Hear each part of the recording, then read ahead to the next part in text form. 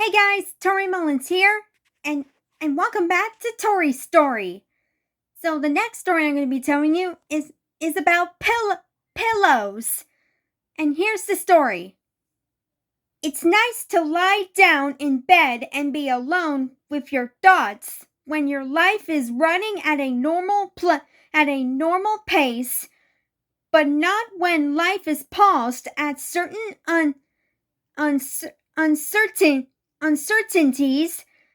At least that's how my life feels as I lie in bed surrounded by pillows.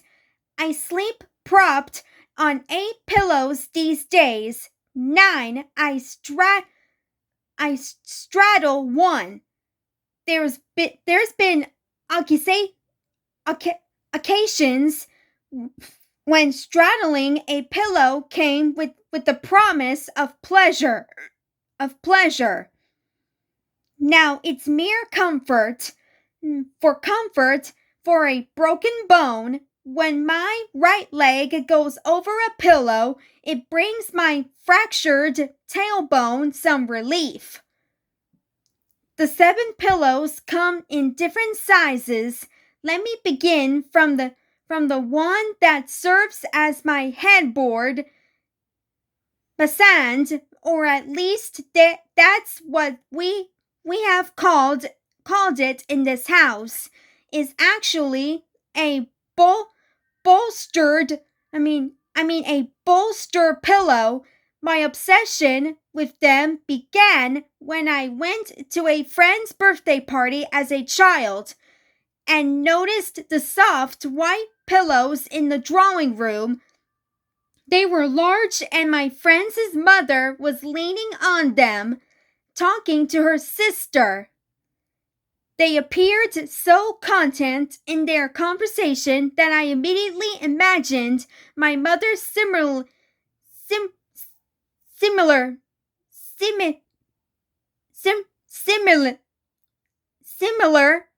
leaning against one, chatting away her cares. So I wanted one.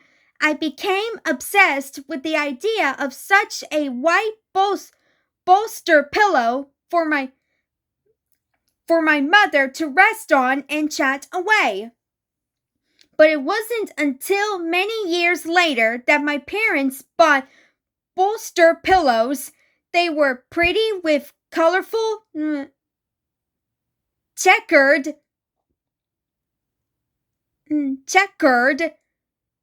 covers and came with additional handmade Nepali mandala covers. They had matching jackets. We used to have a low table in one corner of the drawing room where these were carefully arranged. Mandala jackets and the masans. It was a cozy corner. It is the most functional thing I've ever seen. My sister and I used it as our study table sometimes. When the books were cleared and the table was laid out, it was our diner. My father and uncles would spend hours sitting at that table, leaning against the masans, chatting away over drinks. My mother would join them between cooking meals, her apron half dangling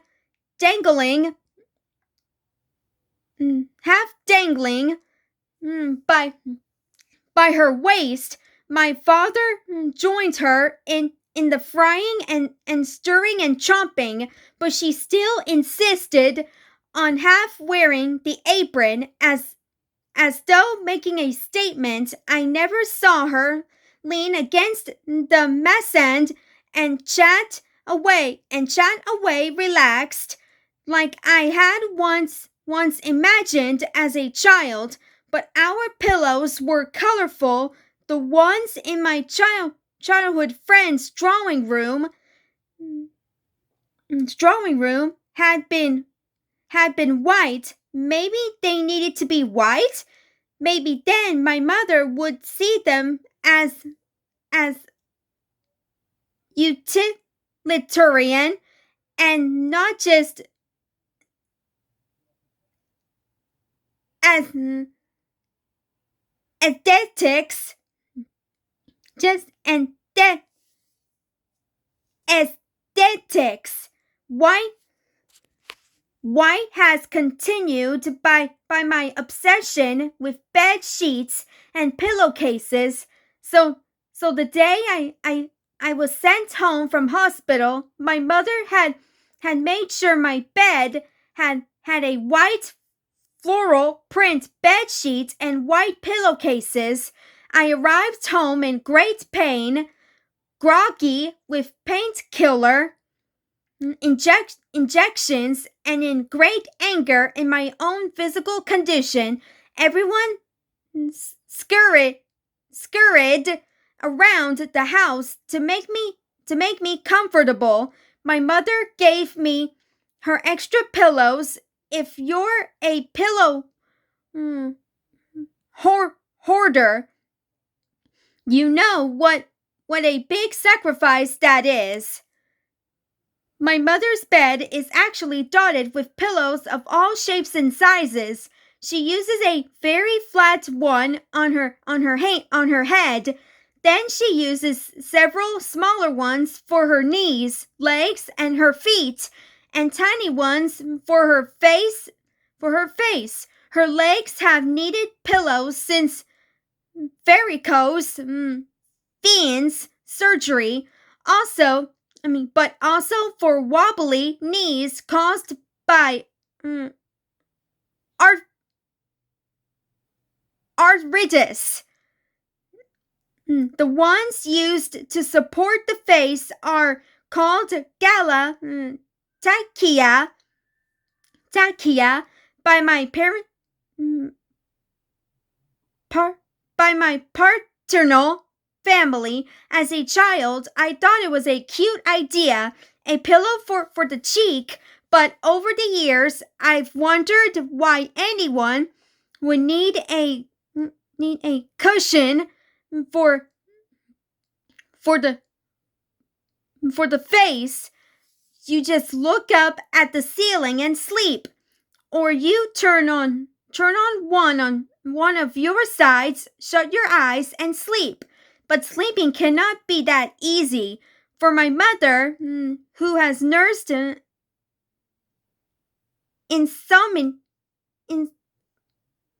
insomnia her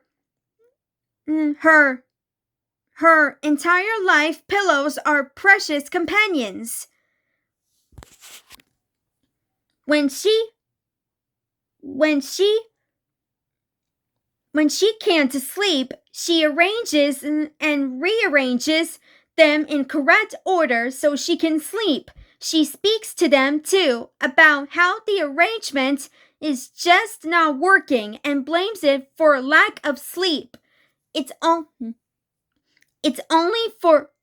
after being chained to bed by a streak of bad luck that I'm at least close to appreciating my mother's obsession with pillows. My father, who shares the bed with my mother, interestingly, only uses one pillow, and when I came home from hospital, he decided to lend it to me so I can nestle